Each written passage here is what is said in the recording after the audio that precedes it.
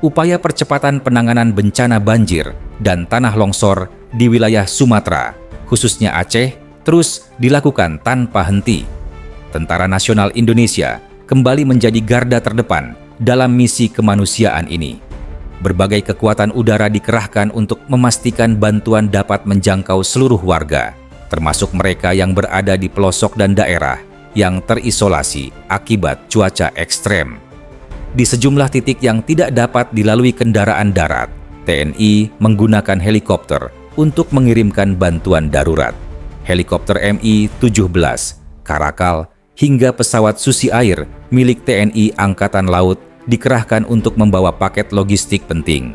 Bantuan tersebut berisi obat-obatan, makanan bayi, beras, mie instan, biskuit, air bersih, hingga kebutuhan khusus perempuan. Semua ini dilakukan guna memastikan para korban tetap dapat bertahan hidup di tengah sulitnya akses dan terbatasnya pasokan. Setiap penerbangan dilakukan dengan risiko tinggi. Cuaca yang berubah cepat, kabut tebal, hingga medan perbukitan menjadi tantangan tersendiri bagi para pilot dan kru TNI. Namun, semangat kemanusiaan membuat mereka tak gentar untuk terus terbang menuju wilayah-wilayah yang paling membutuhkan pertolongan. Sementara itu, upaya pemulihan pasca bencana juga terus dilakukan. Lebih dari 100 personel gabungan TNI dan Polri diterjunkan untuk membersihkan berbagai fasilitas umum yang terdampak banjir bandang di Kabupaten Pidie Aceh.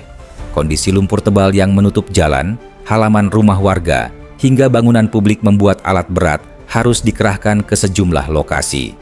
Prioritas utama pembersihan difokuskan pada fasilitas yang menjadi pusat aktivitas masyarakat, mulai dari puskesmas yang kembali harus berfungsi melayani kesehatan warga, masjid yang menjadi tempat berkumpul dan berlindung, hingga gedung pertemuan yang kini berubah menjadi posko sementara. Di Kecamatan Kembang Tanjung, petugas bekerja sejak pagi hingga sore untuk memastikan lingkungan kembali layak digunakan.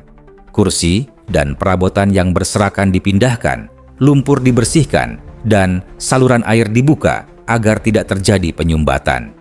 Pembersihan juga dilakukan di sekolah-sekolah seperti SD dan SMP Kembang Tanjung.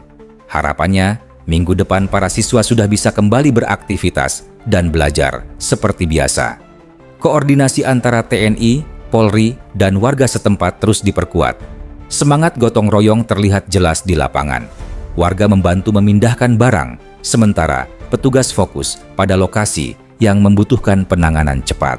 Semua pihak berharap pembersihan ini dapat memulihkan kondisi masyarakat secepat mungkin. Bencana banjir dan longsor yang terjadi kali ini kembali mengingatkan kita bahwa kesiapsiagaan dan solidaritas adalah kunci utama menghadapi situasi darurat.